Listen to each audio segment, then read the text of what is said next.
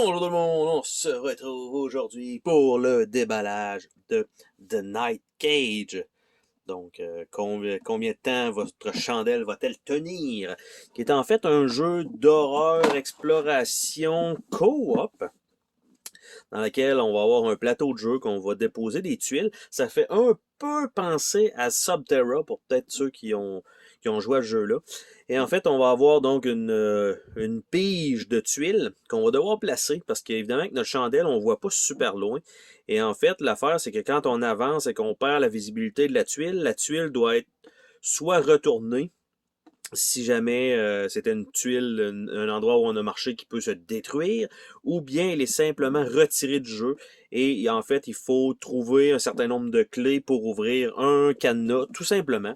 Et donc, c'est ça un peu le but du jeu. Donc, c'est un jeu totalement coopératif et c'est quand même relativement récent.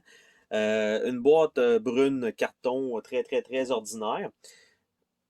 Aucun tree, comme on peut voir à l'intérieur de ça. Donc, on a le livre d'instruction qui est un beau livret papier gloss. Donc, avec évidemment, c'est un jeu relativement sombre, hein, il faut quand même le dire. Donc, on a le setup, on a des belles images pour les explications, comment jouer au jeu. Donc, c'est bien illustré, même si le livret est quand même long de 17 pages avec un mode de jeu avancé, 19 pages, ajuster la difficulté. Mais d'après moi, c'est plus aux alentours de 17 pages. C'est bien indiqué. On a aussi un aide de jeu, donc tout simplement à l'arrière du livret d'instruction. Nous avons un sac de plastique gratuit et un autre sac de plastique un peu plus gros gratuit. Nous avons ici les chandelles qui représentent nos personnages, donc ça va être ça ici. Évidemment, différentes shapes. Donc, ils sont là. Ça fait aussi, on pourrait presque penser que ce sont des personnages avec des casques, mais non, ce sont des chandelles. Évidemment, le bleu, on voit qu'il est quand même relativement éteinte. La rouge étant moins large, mais super longue. Dit de même, on dirait quasiment qu'on parle de d'autres choses. Donc, ça ici, le mauve un peu plus large, un petit peu moins haut, bref. Ce sont les personnages. Par la suite, nous avons les clés ici, qui sont des clés style tête de mort. Donc, des deux côtés, ce sont des clés en métal, comme on peut entendre. Donc, ça, c'est quand même cool. Et c'est pas une édition Kickstarter spéciale, c'est la Retail Edition. Donc, ça, c'est fourni avec ça. Les, la version, il y a une version de luxe qui existe. En fait, c'est les tuiles sont en acrylique et il semblerait que les tuiles euh, peuvent avoir rapidement de l'usure dessus, donc un petit peu dommage. Nous avons ici ce qui semble être les petits aides de jeu pour chacun des personnages. Donc, le mauve, le bleu, évidemment, c'est toute la même chandelle. Le rouge, orange, jaune et vert. Et en fait, on a toutes les mêmes habilités, tout simplement. Et on a, quand le chandelle est allumé et quand notre chandelle est éteinte, parce que c'est ce qui va arriver dans le jeu. Donc, tout simplement, on a ça ici. Je vais remettre ça dans son petit plastique pour l'instant. Nous avons un plateau de défausse de tuiles ici parce que ça nous indique il y a combien de tuiles de ce type-là à l'intérieur du jeu. Donc il y a 5 tuiles de départ, il y a 4 gates. Donc évidemment pour sortir, ça nous prend ça et ça nous prend un certain nombre de clés. Donc si toutes les gates sont passées automatiquement, ça va être impossible parce que comme j'ai dit, lorsque vous avancez, vous perdez la vision de la tuile en tout cas, qui est à 2 de distance de vous, donc la tuile se ramasse là-dessus et on ne peut plus retrouver son chemin parce que c'est un peu ça le jeu est en fait à 4 prisonniers ou à 5 prisonniers. Donc ça veut dire que si vous jouez à 4 joueurs, donc c'est un jeu 4-5 joueurs, 3-4-5, bref, vous allez avoir un certain nombre de personnages à jouer, c'est ce que je peux comprendre. Et nous avons des tuiles, malheureusement, dans le fond de la boîte qui se sortent mal.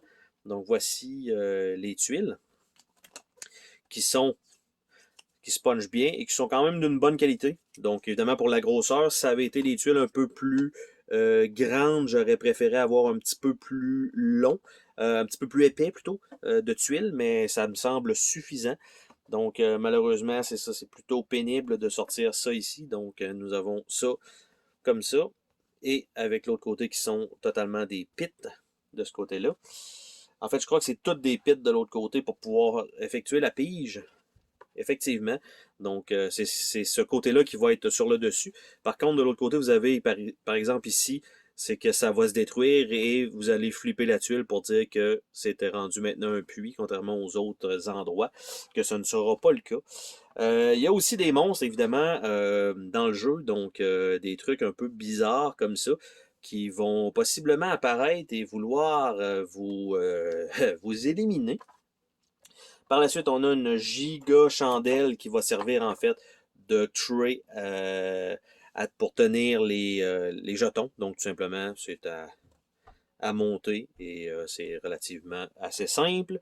Par la suite, on a les gros jetons comme ça qui sont des jetons de nervosité, de nerve, quelque chose comme ça.